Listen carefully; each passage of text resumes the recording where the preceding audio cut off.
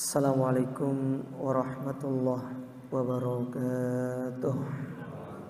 Innal hamdalillah nahmaduhu wa nasta'inuhu wa nastaghfiruh wa na'udzu billahi min shururi anfusina wa min sayyiati a'malina. Man yahdihillahu fala mudilla lahu wa man yudlil fala hadiya lahu. Wa asyhadu an la ilaha illallah wahdahu la syarika lah wa asyhadu anna Muhammadan abduhu wa rasuluh. Amma ba'du, kaum muslimin wal muslimat, ikhwani fiddin, bapak-bapak, ibu-ibu, para jamaah Masjid Al-Ikhlas Delta Mandala yang semoga senantiasa dirahmati serta dimuliakan oleh Allah Subhanahu wa ta'ala. Mengawali hari ini, kita hendaknya selalu bersyukur kepada Allah Azza wa Jalla atas segala nikmat yang Allah berikan kepada kita. Yang mana nikmat Allah itu banyak sekali. Saking banyaknya nikmat Allah Ta'ala kepada kita, sampai-sampai Allah mengatakan di dalam Al-Quran, nikmat tersebut tidak bisa kalian menghitungnya, kata Allah. Wa in ta'uddu nikmatallahi la tuhsuha. Jikalau kalian menghitung nikmat Allah, kalian tidak akan mampu untuk menghitungnya. Tidak terkecuali hari ini, tapi sebelum-sebelumnya, mulai dari bangun tidur sampai kita tidur kembali, kita tidak lepas dari yang namanya nikmat dari Allah Ta'ala. Jadi kita bisa melakukan ibadah pada pagi hari ini, sholat subuh berjamaah, itu semuanya tidak lepas dari nikmat Allah. Maka sebagai hamba Allah yang benar-benar beriman kepadanya, kita dianjurkan untuk memperbanyak bersyukur, membasahi lisan-lisan kita dengan kita memujinya, dengan kita mengatakan alhamdulillah alladzi bi ni'matihi tatimmus shalihat. Segala puji bagi Allah yang dengan segala kenikmatan darinya lah maka sempurnalah kebaikan-kebaikan yang dilakukan oleh seorang hamba. Dan kita berdoa kepada Allah Azza wa Jalla, semoga kebaikan-kebaikan yang kita lakukan, amal soleh yang kita kerjakan, itu dicatat oleh Allah Ta'ala sebagai pemberat timbangan amal kebaikan kita, dan kelak akan menjadi sebab kita dimasukkan ke dalam surganya di hari kiamat kelak. Allahumma amin. Bapak Ibu para jamaah dirahmati serta dimuliakan oleh Allah, kembali kita akan melanjutkan pengajian kita dari Arba'in An-Nawawiyah, 40 hadis yang ditulis oleh Al-Imam An-Nawawi. Dan sekarang kita masuk ke pembahasan hadis yang ke-10. Hadis yang ke-10,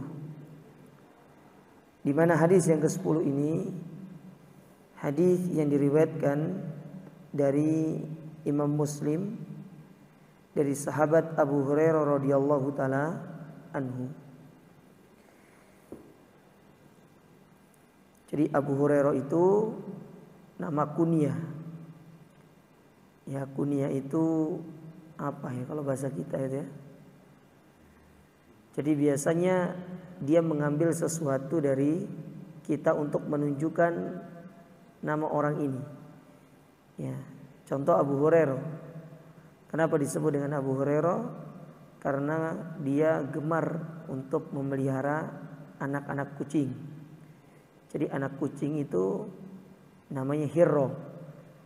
Ya, maka beliau diberi gelar Hurairah, Abu Hurairah, bapaknya kucing. Ya, sebenarnya bukan bapaknya kucing, jadi kucing itu anaknya, tidak. Ya, karena beliau senang memelihara kucing. Nah, biasanya kalau yang lain itu diambil dari nama anaknya. Misalkan anaknya namanya Fatimah, jadi namanya itu Ummu Abu Fatimah atau Ummu Fatimah gitu.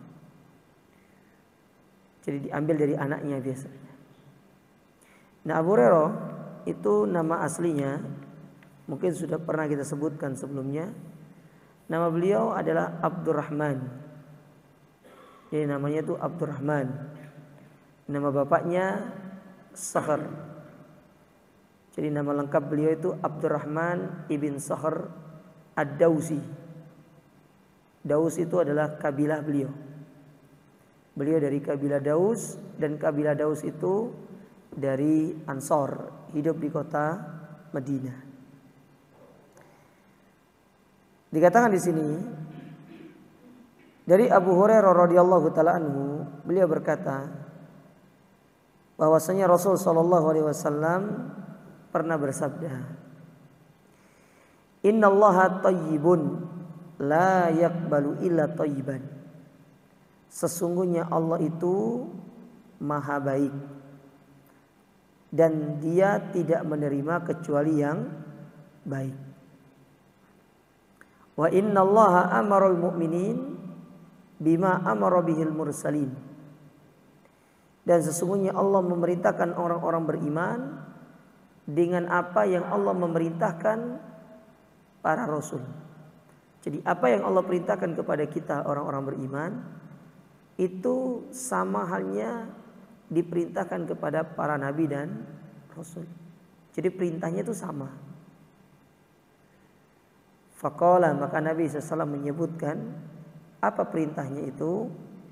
Ya ayyuhar rusulu kulu minat thayyibati wa'malu sholihan. Wahai para rasul, makanlah dari yang baik-baik dan beramal solehlah. Dalam surat Al-Mu'minun ayat yang ke-51. Wa qala, kemudian Allah Ta'ala juga berfirman, jadi menyebutkan bentuk perintahnya. Kalau tadi kan perintahnya itu ya ayyuhar rusul, wahai para rasul, makanlah yang baik-baik. Maka Allah sebutkan perintah kepada orang beriman, yaitu di dalam surat Al-Baqarah ayat 172. Apa kata Allah? Ya ayyuhalladzina amanu kulu min thayyibati ma razaqnakum. Wahai orang-orang yang beriman, makanlah dari yang baik-baik dari apa yang aku rizkikan kepada kalian. Ya. Jadi kedua ayat ini itu memiliki kesamaan, tetapi objeknya bukan objek ya istilahnya itu, mukhatabnya, lawan bicaranya itu berbeda, tetapi secara perintah itu sama. Kalau dalam surat Al-Mu'minun tadi ayat 51 itu yang diajak bicara atau perintah itu ditujukan kepada para rasul. Sedangkan pada surat Al-Baqarah ayat 172 perintah itu ditujukan kepada seluruh orang beriman. Akan tetapi bentuk perintahnya itu sama, yaitu Allah memerintahkan untuk memakan makanan yang baik. Disuruh memakan makanan yang baik. Ya, jadi itu bentuk perintahnya. Tetapi kepada yang diperintahkan itu yang berbeda. Summa dzakara rajulu atau dzakara rajula yutilus safar. Setelah Nabi menyebutkan dua ayat tadi, yang pertama surat Al-Mu'minun ayat 51, kemudian ayat Al-Baqarah 172, lalu Nabi memberikan sebuah contoh tentang pengaruh makanan ini. Ya, pengaruh dari makanan yang baik ini. Menyebutkan sebuah contoh tentang kisah seorang yang melakukan satu perjalanan yang panjang. Ash'ath akbar yamuddu yadaihi ilas sama. Yang mana kondisi orang ini rambutnya sudah kusut, badannya berdebu, kemudian dia mengangkat kedua tangannya ke langit untuk berdoa. Jadi benar-benar dia sudah berada dalam kepayahan, berada di dalam kesulitan dalam safar, dalam perjalanannya. Lalu dia mengangkat kedua tangannya meminta kepada Allah Ta'ala, berdoa sama Allah. Nah ternyata doanya itu tidak didengarkan sama Allah Ta'ala, tidak dikabulkan apa yang menjadi permintaannya. Padahal dia sudah merengek-rengek, dia meminta kepada Allah Ta'ala, ya Allah, ya Rabb, ya Allah, ya Rabb, minta sama Allah Ta'ala. Sehingga kata para ulama, secara syarat terkabulnya doa, orang ini sudah terpenuhi syarat terkabulnya doa. Jadi syarat terkabulnya doa itu diantaranya satu, kita sedang safar. Jadi kalau lagi safar itu adalah waktu terkabulnya doa, maka panjenengan itu banyak-banyak doa. Iya, kata Nabi SAW, salah sudah awatin mustajab. Ada 3 kondisi seorang itu atau 3 bentuk doa yang mustajab, yang tidak akan ditolak oleh Allah Ta'ala. Yang pertama itu dakwatul musafir, doanya orang yang sedang safar, sedang melakukan satu perjalanan ke satu tempat. Misalkan jenengan dari rumah mau pergi ke Malang, misalkan, itu namanya safar. Atau mau pergi ke Jakarta misalkan. Nah maka di setiap perjalanan itu atau sepanjang perjalanan, maka berbanyak berdoa. Karena ini merupakan waktu-waktu yang mustajab. Kadang kita kalau dalam safar itu melupakan doa, padahal itu adalah waktu-waktu yang dikabulkannya doa. Sedangkan yang kedua, doa orang tua terhadap anaknya. Makanya orang tua itu doakan anaknya supaya dia menggapai kesuksesan dunia dan akhirat. Ya, menggapai kesuksesan dunia dan akhirat.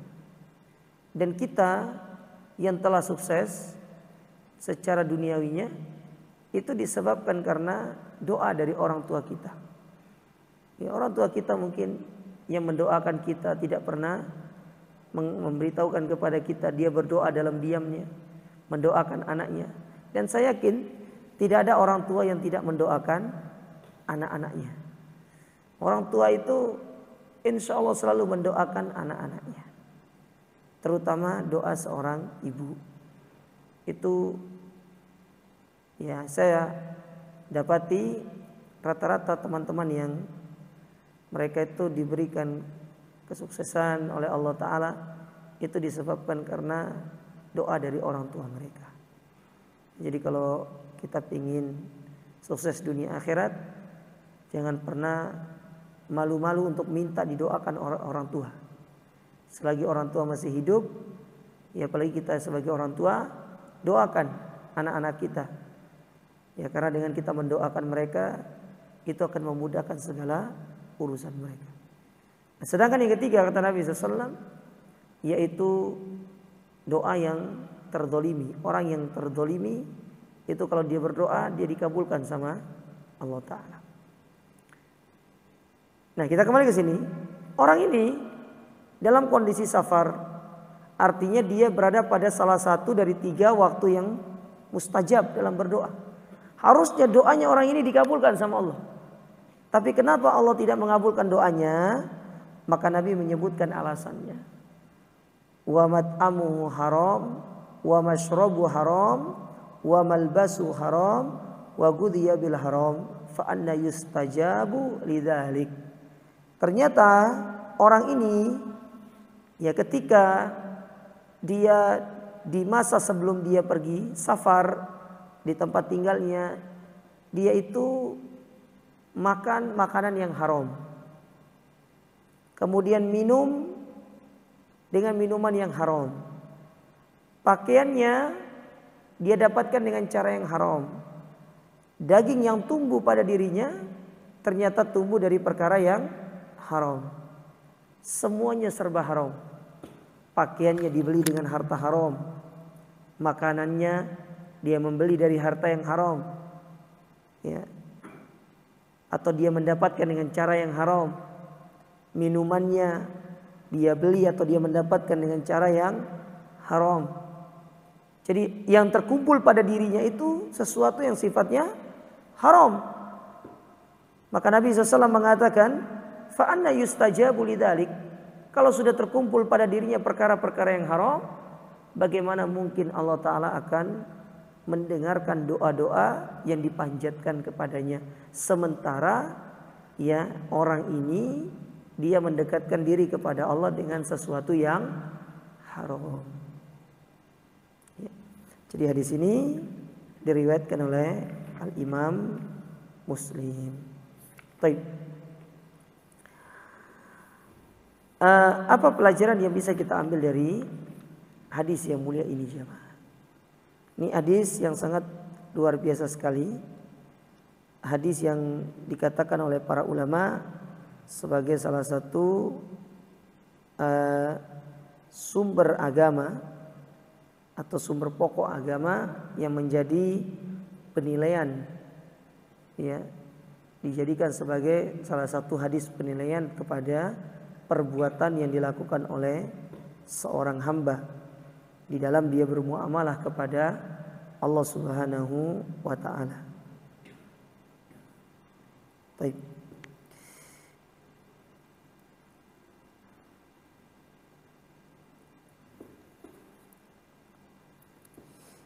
Hadis ini yang pertama mengajarkan kepada kita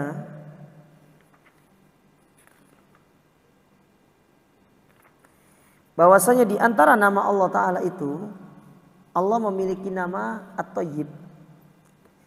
Jadi di antara nama Allah Ta'ala itu Allah memiliki nama At-Thayyib.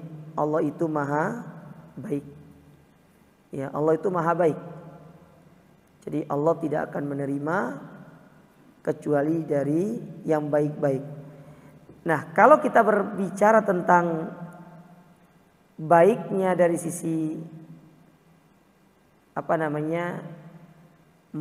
ya, kita kalau ngomong makanan, apa yang dimaksud dengan baik dari sisi makanan? Maka kata para ulama, baik dari sisi makanan itu kalau pada makanan tersebut mencakup dua perkara. Perkara yang pertama, zatnya itu baik. Ya, zatnya itu baik. Jadi dia tidak sesuatu yang diharamkan. Mana contohnya seperti daging ayam misalkan, daging kambing misalkan.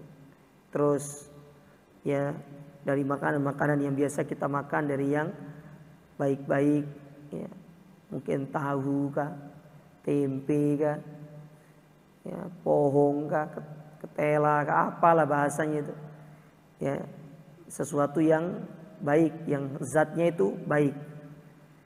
Nah, ini baru satu poinnya. Jadi tidak cukup sampai di situ. Harus masuk ke poin yang kedua setelah itu, yaitu cara mendapatkannya itu dengan cara yang baik. Jadi kita mendapatkan sesuatu yang kita makan itu dengan cara yang baik.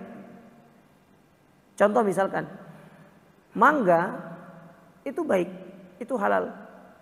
Tetapi ketika mangga itu didapatkan dengan cara kita mencuri, maka menjadilah mangga tersebut tidak baik. Karena dia tidak terpenuhi padanya itu dua hal tadi. Pertama, zatnya sudah bagus. Yang kedua, cara mendapatkannya yaitu yang belum bagus. Maka jadilah mangga tadi karena dicuri tidak baik jadinya. Sehingga kalau dimakan, kita telah memasukkan sesuatu yang haram. Ya. Begitu pula dalam masalah ini harta. Ya, harta yang didapatkan dengan cara yang haram itu tidak bagus. Itulah yang menyebabkan akhirnya kita malas ibadah nanti. Kemudian bisa jadi hubungan rumah tangga kita buruk. Disebabkan karena pengaruh harta yang haram. Ya, makanya perhatikan masalah harta itu.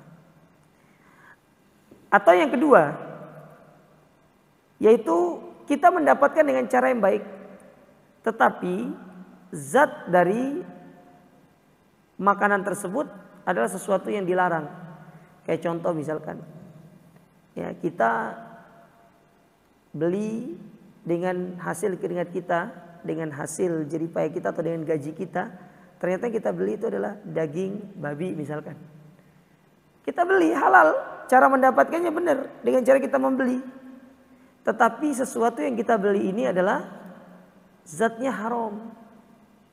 maka jadilah hal tersebut bukan perkara yang baik. Karena tidak terpenuhi dua unsur tadi. Unsur mendapatkannya dan unsur secara zatnya. Ya, zat barang itu.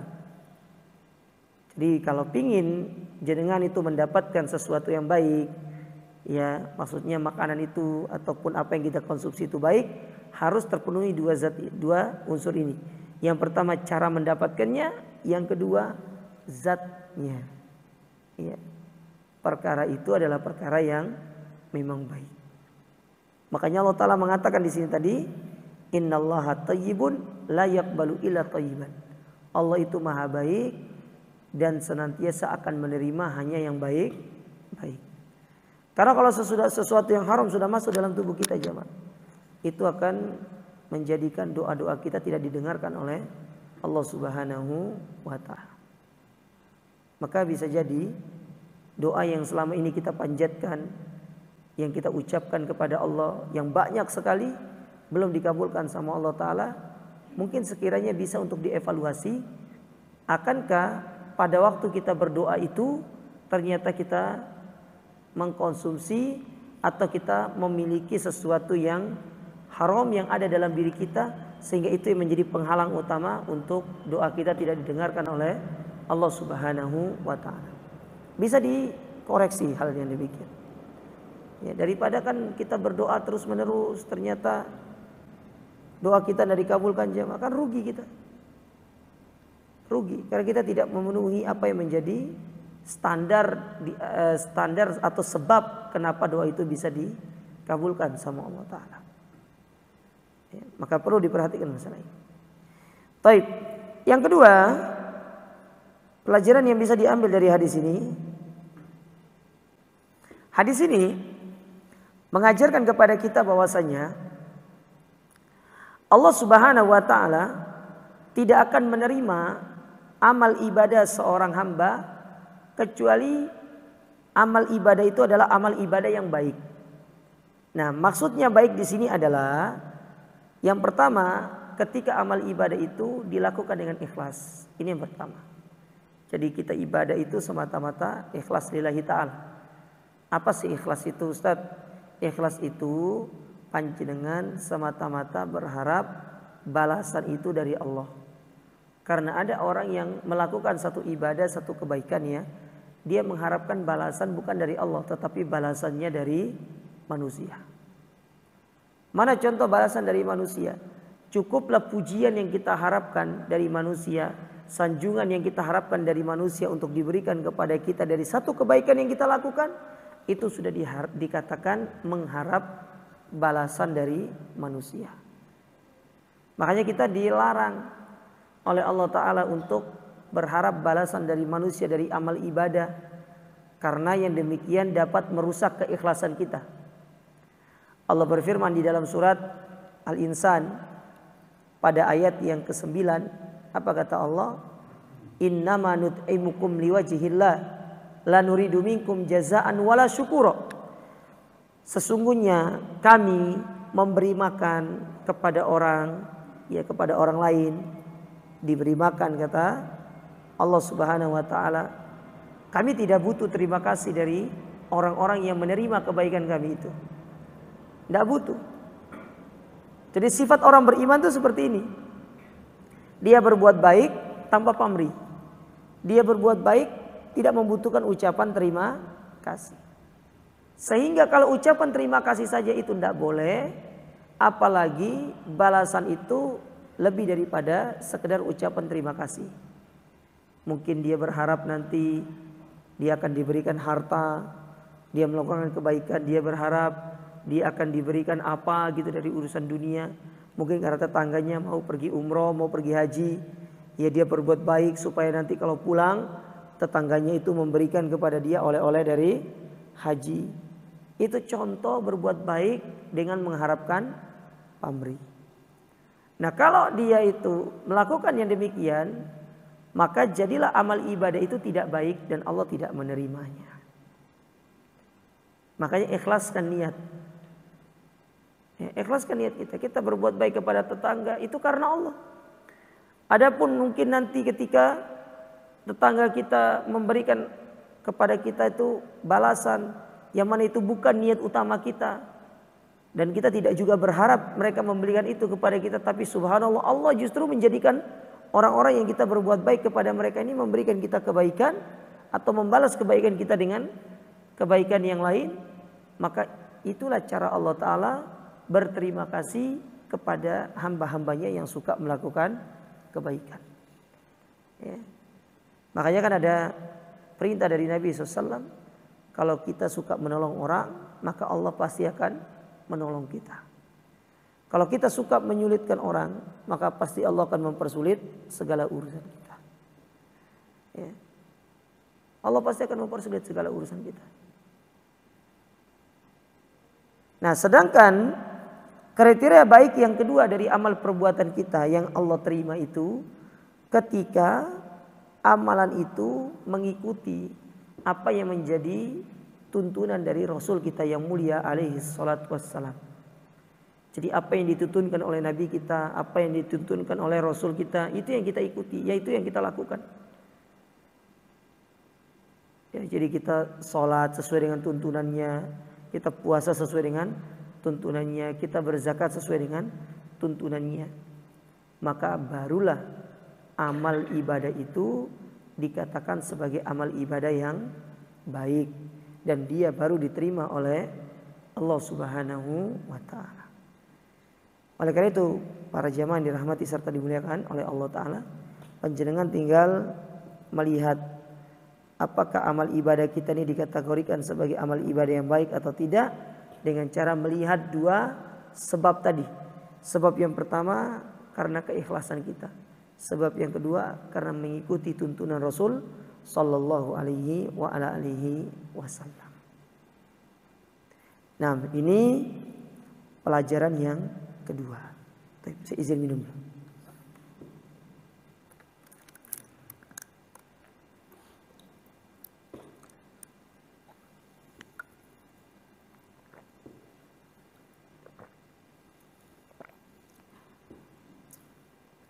Kemudian pelajaran yang ketiga yang bisa diambil dari hadis ini, bahwasanya infak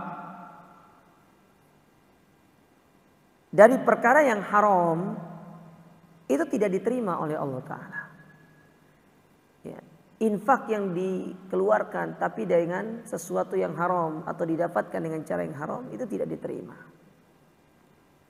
Seperti ada orang mencuri lalu dia berinfak, yang tidak diterima sama Allah. Harta korupsi untuk berinfak nggak diterima. Ya, dan ini berlaku kepada segala hal, kepada segala sisinya nanti.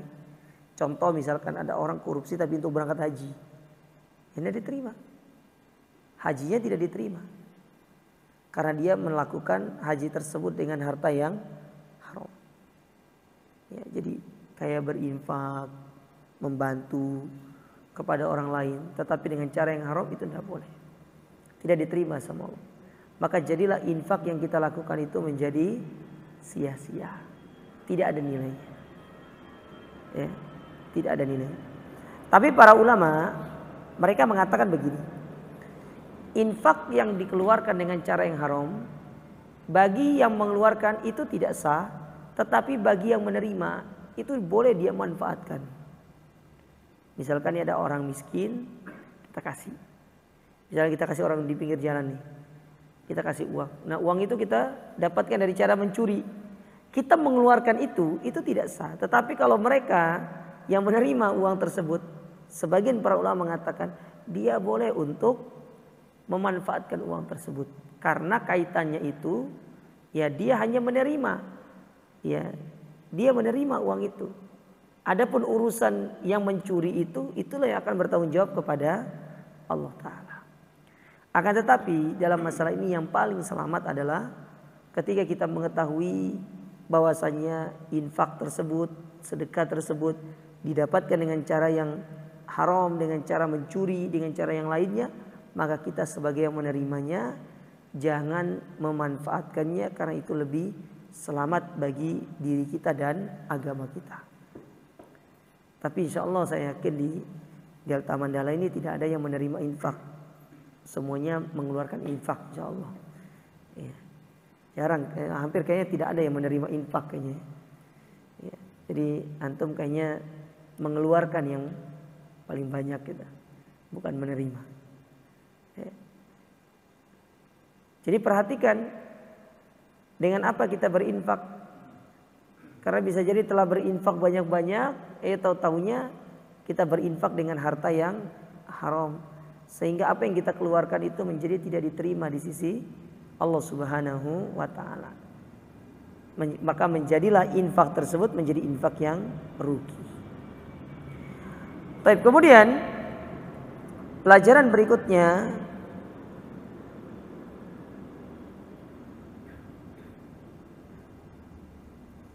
di antara pelajaran yang bisa diambil dari hadis ini, bahwasanya sedekah dan infak yang dikeluarkan dari harta yang halal itulah infak atau sedekah yang diterima di sisi Allah Ta'ala.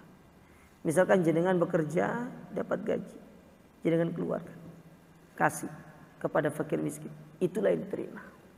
Itulah yang akan menjadi amal soleh kita. Itulah yang Allah Ta'ala akan menjadikan sebagai pundi-pundi kebaikan kita. Maka sekali lagi saya ingatkan untuk diri saya pribadi dan kepada antum semuanya, perhatikanlah dengan apa kita berinfak. Perhatikanlah dengan apa kita bersedekah.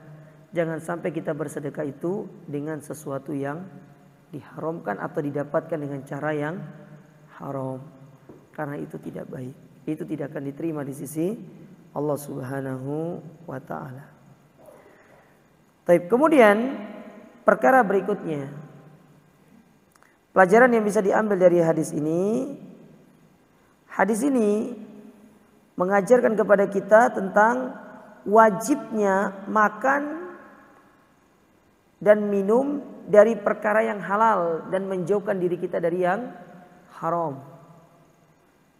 Karena itu tadi kaitannya. Kalau jenengan makan dengan yang haram, minum dari yang haram, doa-doa jenengan tidak diterima. Ibadah jenengan seperti sholat itu bisa jadi tidak diterima oleh Allah Ta'ala. Karena kita mendekatkan diri kita kepada Allah dengan perkara yang haram. Maka dijaga. Ya, anak-anak kita jangan dicekoki dengan perkara yang haram. Itulah yang menyebabkan akhirnya anak itu tidak mau taat kepada orang tuanya. Karena bisa jadi selama ini kita mencekoki anak kita itu dengan perkara yang haram. Bisa jadi istri kita mungkin. Kenapa istri kita tidak taat? Tidak mau mendengarkan kita. Bisa jadi selama ini karena kita memberikan mereka yang haram. Dan ingat, tidak ada kebaikan sama sekali dan tidak akan ada keberkahan sama sekali dari harta yang haram. Dia akan menjadi sumber malapetaka kehidupan seseorang dunia akhirat. Terutama dalam rumah tangganya. Betapa banyak rumah tangga itu rusak disebabkan karena harta yang haram. Jadi perlu diingat ya, jangan sekedar banyak saja. Kita ini sibuk dengan nominal, kuantitas, tetapi melupakan yang namanya kualitas. Islam itu tidak hanya sekedar nominal, tidak sekedar berapa banyaknya, tetapi bagaimana kualitasnya. Itu yang dianjurkan oleh Allah Ta'ala dan Rasulnya.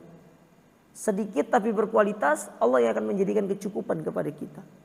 Sedangkan kalau banyak tetapi tidak berkualitas, apalagi didapatkan dengan cara yang haram, maka itu yang menyebabkan akhirnya banyak harta itu keluar tanpa kita sadari. Atau yang kita sering istilahkan dengan istilah ini gara-gara uangnya panas. Ya, jadi ada istilah uang panas itu, yaitu maksudnya uang yang didapatkan dengan cara yang haram tadi, menipu, korupsi dan semisalnya. Maka jangan, ya, tinggalkan perkara ini. Ini perkara yang tidak baik, perkara yang tidak bagus. Ya, dan itu akan berdampak kepada segala sisi. Tapi kemudian pelajaran yang bisa diambil dari hadis ini,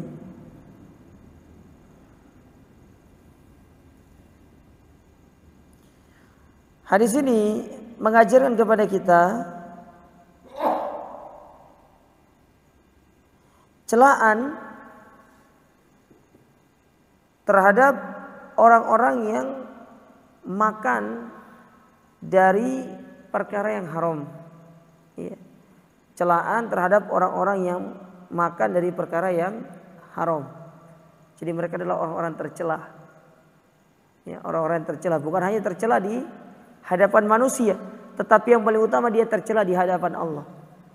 Dan Allah kalau sudah mencela seorang hamba ini berbahaya.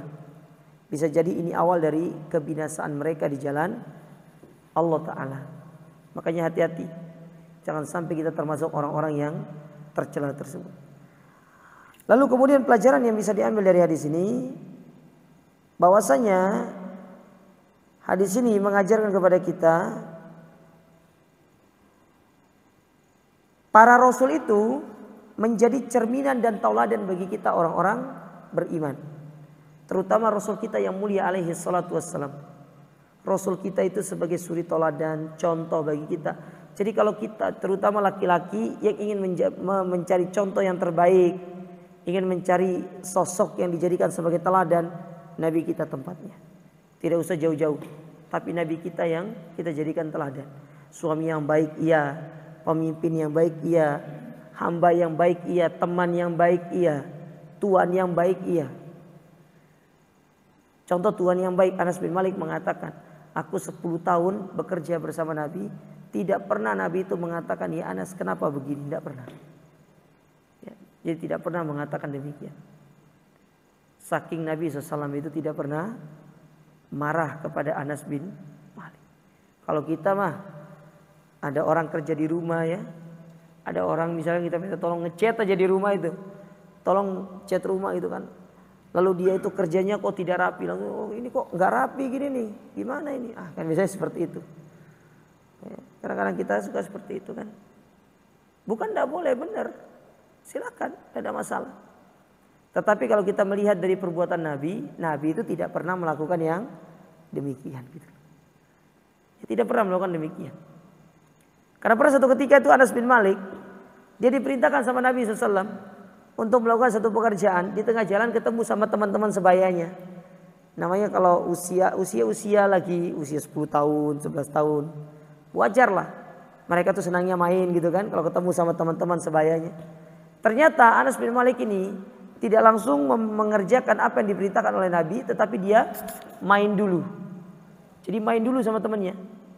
Maka Nabi SAW mencari Anas bin Malik ini, ketemulah di satu lapangan. Maka Nabi mengatakan kepada Anas bin Malik, ya Anas, apakah kamu sudah melakukan apa yang aku kerjakan? Ya, kata Anas belum.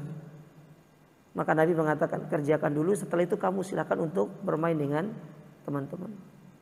Coba kalau anak kita itu jenengan minta tolong pergi ke warung depan untuk beli ya apalah bumbu masak, telat datangnya, tahu-taunya main di depan sama teman-temannya. Itu kita kalau keluar lihat itu langsung marah kita itu. Bisa-bisa kebun binatang itu keluar, kita maki-maki anak-anak kita itu. Nah ini sebaiknya dihindari. Sebaiknya dihindari karena ini merupakan perkara yang tidak baik. Nah, kemudian berikutnya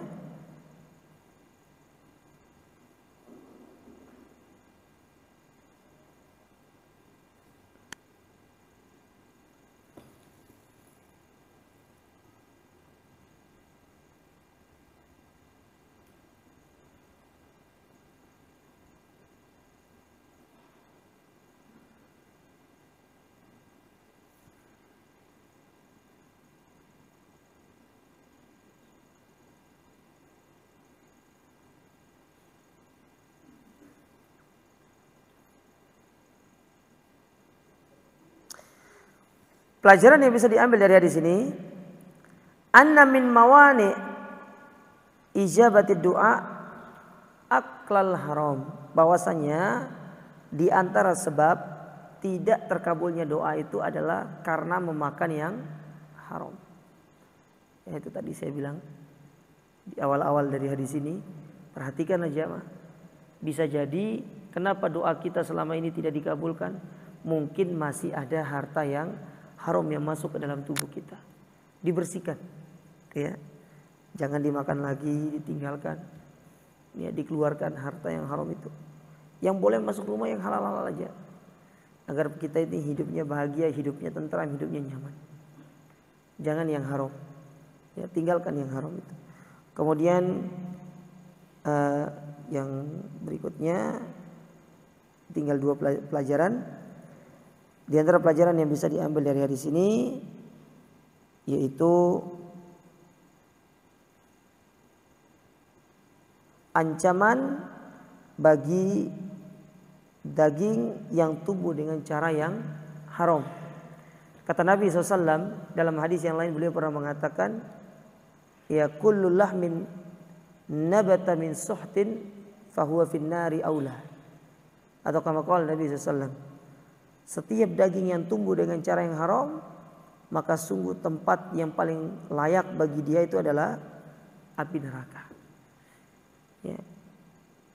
Jadi orang yang makan dan dia tumbuh dengan harta yang haram, itu menyebabkan dirinya itu dia ancam oleh Allah Ta'ala untuk masuk ke dalam api neraka. Ya. Kemudian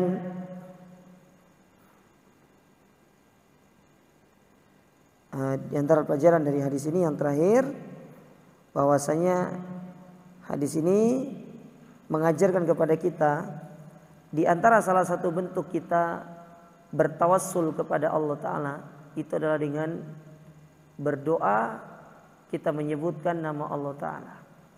Jadi menyebutkan nama-nama Allah yang indah ya dalam rangka untuk kita menguatkan doa kita agar doa kita itu segera dikabulkan oleh Allah Subhanahu wa Ta'ala.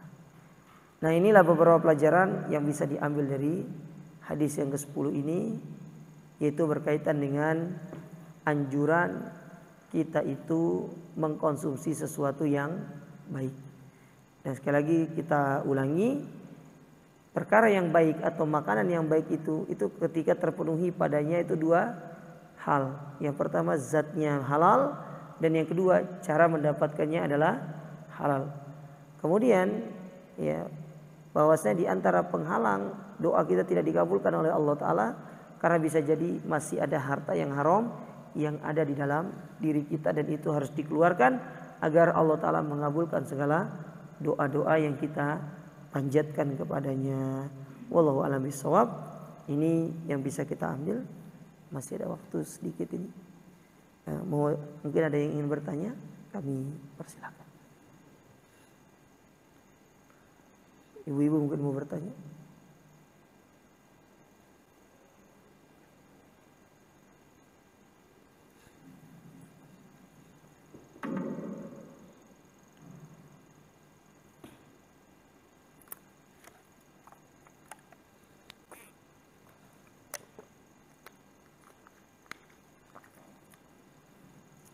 Baik, kalau tidak ada pertanyaan, kita akhiri. Subhanakallahumma rabbana bihamdika asyhadu an la ilaha illa anta astaghfiruka wa atubu ilaik. Wa akhiru da'wana alhamdulillahi rabbil alamin. Wassalamualaikum warahmatullahi wabarakatuh.